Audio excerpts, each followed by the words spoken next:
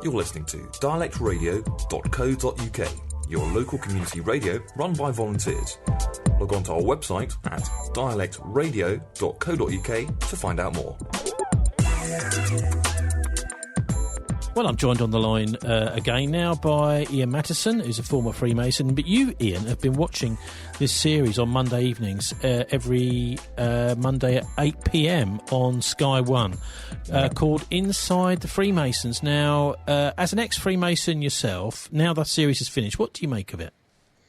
Well, I think basically it's a bit of an advert for Freemasonry, as far as I can see. I've looked at a lot more on the internet, and I've had several books for a long time, and I've come to a conclusion that, at the beginning of every program they go through a sort of the standard opening where they say that they're going to lift the veil of secrecy, and in no way has that veil of secrecy been lifted in these 5 programs. They've skillfully managed to tell us about a nice organisation that majors on charity and fellowship, on brotherly love and all these sort of things. That's not exclusive in itself, and that doesn't reveal anything to anybody.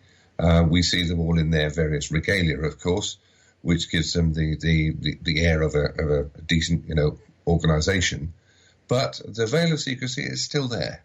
That's where I've come to it all. There's no balanced view.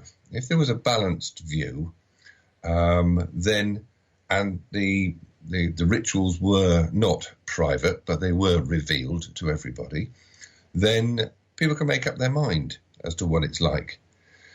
At the moment, we've got an organisation that appears very benign. The people in it seem very, very jolly.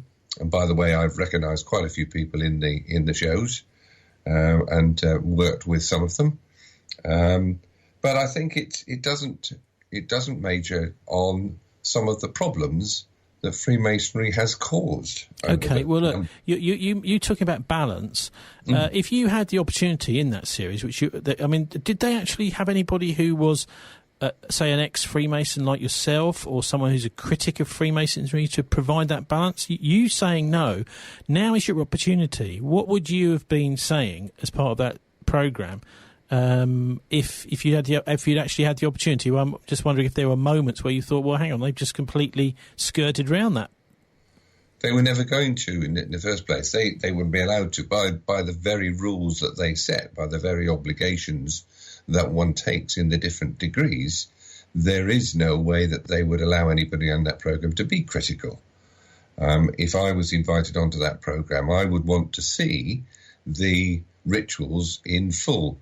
I've looked on the internet quite a few times. There are a few black and white sort of film rituals, some of it.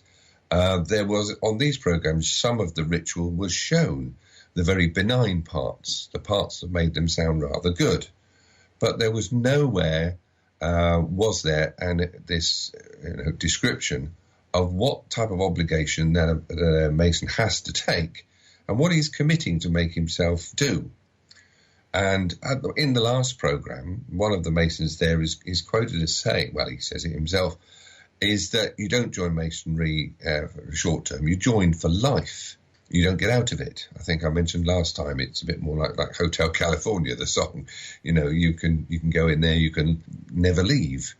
Check out any time you want, but never leave. And that's true. And if that's still in people's heads when those of us who've left the Freemasonry, if we were allowed to be left alone by them, then that would be fine. But they don't, because anybody considered leaving is considered to be a very bad person. And so really in these programs, they wouldn't tolerate anybody criticising them, but hang on, or actually exposing what they're really saying. Okay, hang on. But, I mean, how can they make you not leave? I mean, what would they do to persuade you to stay if they thought that you were thinking of leaving? I've seen somebody who stood up and he said he was going to be leaving the lodge because of his faith. Didn't allow him. He'd come to his conclusion with his conscience, etc. And there were many people who were trying to go and persuade him afterwards. But that was done out of lodge. probably his sponsor, his seconder, maybe his father or a close person would have gone and tried and speak to him. And if they do then leave, it's if you come across them again and people find out about you that you're an ex-Mason, you suddenly become a pariah. You're not worthy. You must be wrong. You must have left for a wrong reason, or you must have been chucked out for a wrong reason. And therefore you are, per se, from that moment onwards, one of the great unwashed. You're not one of life's decent people anymore. You've touched on something fascinating there, because you're implying that when people join Freemasonry, when they go through these initial initiation rites, rituals, whatever you want to call them, they don't realise what they're getting into. So they're being asked to join something with these various oaths. You must do this, you will do this, but without realising what they're getting into. Is that fair to say? That is very, very fair to say. And of course, when you're thinking about it and you come out after those meetings, and perhaps you think about it a little bit later on, and you want to ask questions of people, why are we saying this? Why are we doing that? The answers generally you get is, look, I've been through it. So-and-so's been through it. Look at all the famous people who've been through it. Look at all the top people who've been through it. And they've survived. They're okay. What's wrong? And so they don't actually explain it. They defend it and say, well, everybody's okay. We haven't lost 2 arms, 2 legs. We're still there. So it must be okay. And that's how it's done. Whenever I ask questions, even in my early life, about the ritual, about what I've just said, I got those answers from people like my father, my uncles, other people who they never really answered that question, only on the basis of, look, I've been through it, I'm okay, so carry on, don't worry about it. And of course you do. You do worry about it. And again, I'm doing my research. There's lots of people who have come to the conclusion that their faith, whatever that is, has not allowed them, is incompatible with Freemasonry. Now, look, we touched on this last time, Ian, but also, the Freemasons themselves would say at this point, they'll say, well, we welcome all faiths and none. Oh, absolutely. And that's one of the things. They welcome them, but the Catholic Church, for instance, excommunicated or people who became Masons. That only changed in 1983 with a slight change of wording to say that if a Catholic joins Freemasonry in his normal church, when he goes to church on a Sunday or during the week, he is not allowed to have communion. And that, in terms of a church, that's quite a big thing. So, the church is what the church says about it. There are plenty of Christians who have read the Bible and don't like the fact that the Masonic ritual is taken, in a lot of their stories, taken straight out of the Holy Bible. That's the Holy Bible of the Christian and the Judeo people, remember, not the Islamic one, but the ritual is still the same, even if somebody of non-Christian faith comes and joins Freemasonry. Now, there's a little bit of the Sermon on the Mount from Jesus comes to me now, Ian, and that is what, as part of the Sermon on the Mount, Jesus actually says, never swear an oath, simply let your yes be yes and your no be no. So I suppose he's saying you shouldn't really swear, I swear, I promise you that I'm telling you the truth. You should just tell the truth. And that's actually the oaths that Jesus is saying don't swear them. That's a fundamental part of the hierarchy of Freemasonry, if I understand it correctly. Oh, absolutely, yes. You have to swear the oaths at each degree that you go through. But the fundamental one is always the first one. And the one that binds you into the whole thing is that first one. Because all the other ones are just variations on that first one. And those type of things, if they were put on show, if they were allowed to be filmed and put on there and say, right, and a balance program came up and said, right, this is what they actually do in the first degree, right from the beginning to the end, don't close the doors, then let people make their minds up. That's what I could say that in reviewing this as an ex-Mason, I could have lots of things against it. Of course, I'm an ex-Mason, therefore I've got some things to say about it. But I want a balanced view. I wanted to see a balanced view. I've seen lots of views on Masonry on the internet and in books, etc. And I could go on really on one side of the thing, completely the other side. I want to see a balanced view. And there is somebody out there, surely, will take on the task of putting that balanced view in a proper film for people to see. Well, that's right. I mean, there was a film called, I think it was just called the Inside the Brotherhood, which was made for Granada TV back in the 1980s, which goes into all sorts of things like the political implications of having Metropolitan Police lodges in Scotland Yard, for example. So yes. Particularly as we found out during the phone hacking scandal, that there were senior police who were Freemasons who were using the Masonic lodges to get stories and then get these stories to the Sun, the news of the world, more particularly. But anyway, so there is the potential anyway for Masonic lodges to be used for criminal activity. I suppose, it's probably true to say most organisations, but that seemed to be a bit taboo, that people didn't. Well, I mean, does seem to be a bit of a taboo still, Ian, around Freemasonry. Is that fair?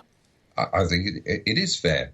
And they're not doing anything, even in all these shows and these particular programs, that didn't do anything to allay certain people's fears about it all.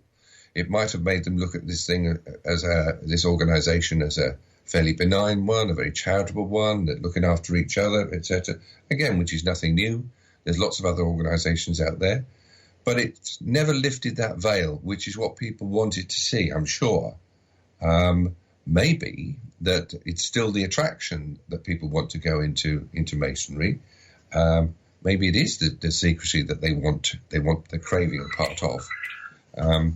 I could make an argument for that, very much so, because we all love to be able to. I mean, how many times you, as a young child, a kid growing up, etc., I know something that you don't, and there's a little bit of pride inside you that says that you know something else that somebody doesn't. You're a little bit better. And this is taking it to at the ultimate level, is that if I know something, I'm part of this organisation, and therefore, and you're told in the ritual that you are given a token and a word, which is a handshake, etc., that will distinguish you from the rest of the world. So you're encouraged to think that you are a better person than the rest of the world. And those people who aren't in it, perhaps are ignorant, those people who leave it are really pariahs. Okay, so what about the last couple of episodes? What have you seen in those? Didn't see anything more in terms of a lot. They just majored on the fact that a lot of lodges are being. They actually did admit a lot of lodges have been closing in the last number of years, but they then major on a lodge that actually opened. It was a football lodge, which is showing that these lodges that do form are specialist type lodges. And that's nothing new. We heard about it on a few programs ago. And there are lodges for schools. They also majored on the last program. They majored on a university lodge. What they're trying to do in their advert on the last program is that there's Oxford University has a lodge, and they're trying to encourage young Oxford graduates or Oxford students to join the lodge. So does that include girls? No, Masonry is, Freemasonry, as per the United Grand Lodge of England, does not recognise any female Freemasonry. There is female Freemasonry in there's an international organisation of co-Freemasonry. It's based in Surbiton. And if you go down between Surbiton and Kingston, it's on the main road. You can see the sign for the building. What struck me, though, is when the university student was interviewed, he was then given an explanation of how much it would cost him.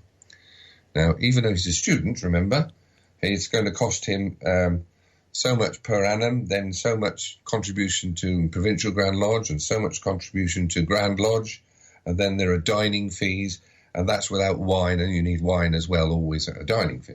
So it's quite an expensive hobby, if you like to call it.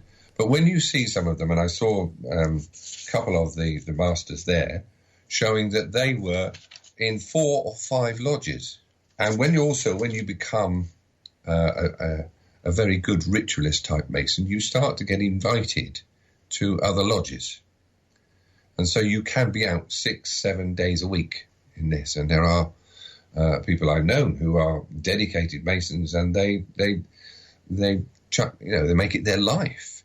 And in fact, there was one of the chaps on the last program who said that he loved Freemasonry. He was part of it. He doesn't know what he would have done without Freemasonry, what sort of person he would be. Well, I did then work it out, and they said that there's 200,000 Freemasons in England, which is something like 1.3% of the population of male, that is. So I'm pleased to say 98.7% of the male population in England are not Freemasons, and that's more pleasing. Well, look, I mean, let's go back to this whole business of excluding women. I mean, that just seems a bit archaic in the 21st century. Why is it, do you think, that the Masons don't come in for more flack? I mean, one would have thought that men as well as women should be making a fuss about this. Why is it that the women can't join?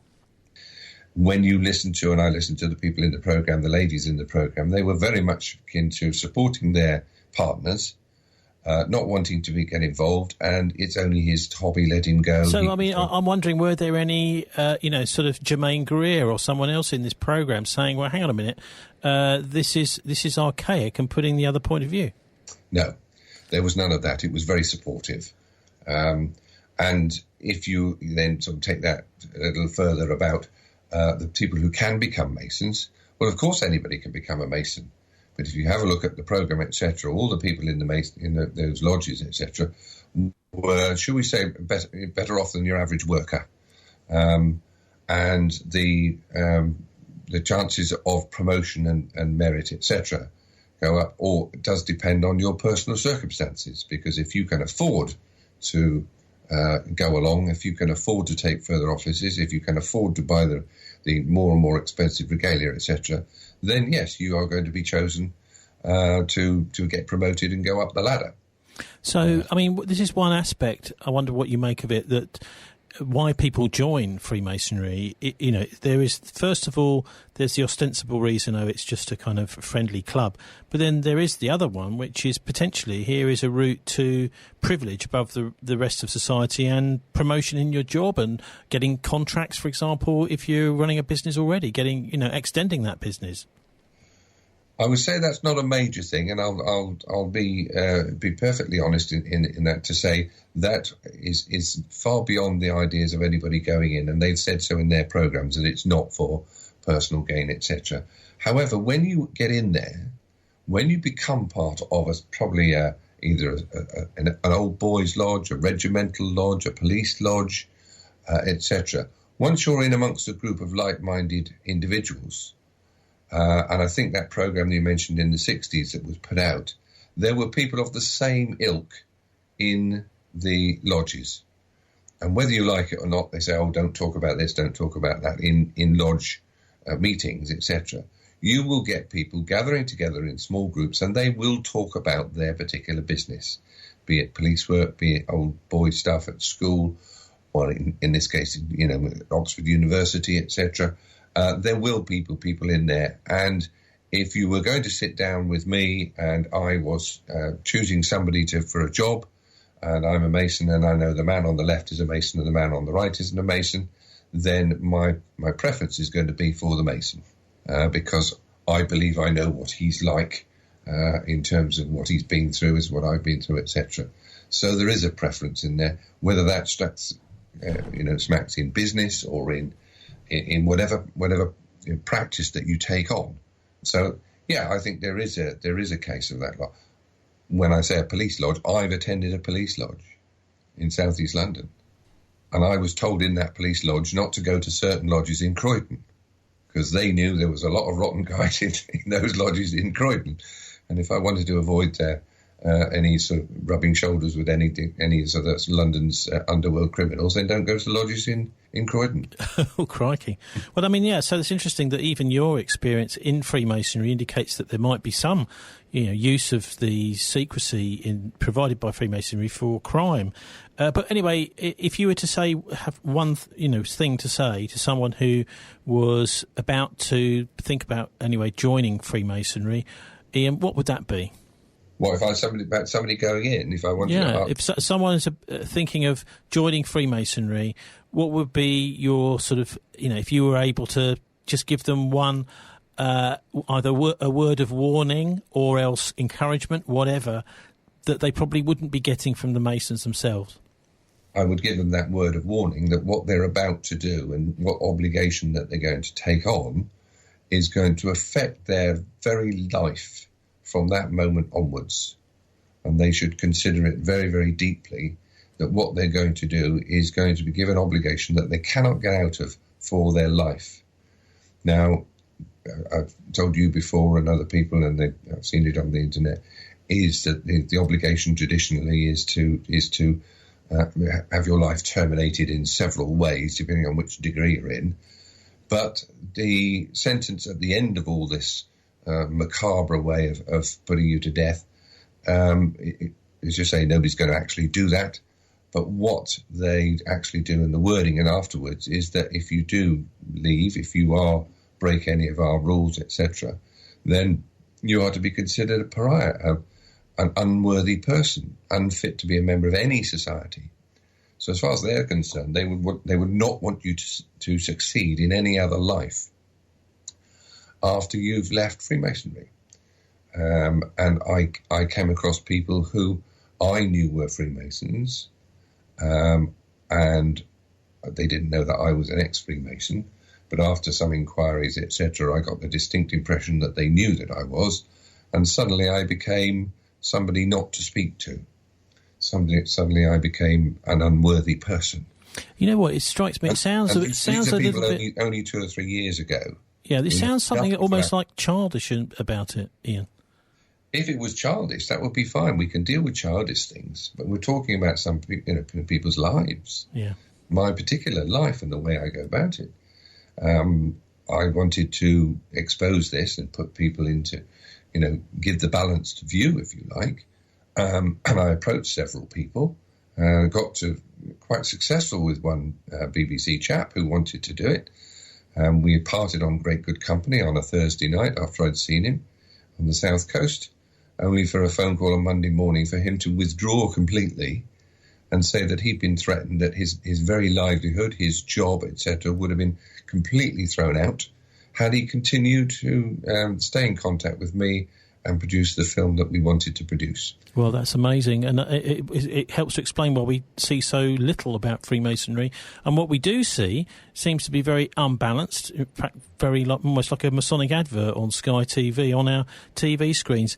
Ian, you did actually get a call after you'd left Freemasonry to rejoin the army, didn't you? Absolutely. I rejoined. I have continued in my army career. I was promoted. I've been to operational theatres in Bosnia, Kosovo, Sierra Leone, and Iraq, and I made quite a success of that. And I was very, very grateful for the people who took the opportunity and took the decision to allow me to do that. As you quite rightly, you've known me for quite a few years, but I have been quite concerned and worried about that for many, many years. So we're worried about what? The retribution that will come my way right. if somebody within the Masonic world, etc., decided to expose, he's not very good, he's an ex-Mason, he's we don't like him, and spread things around that I wasn't a worthy character.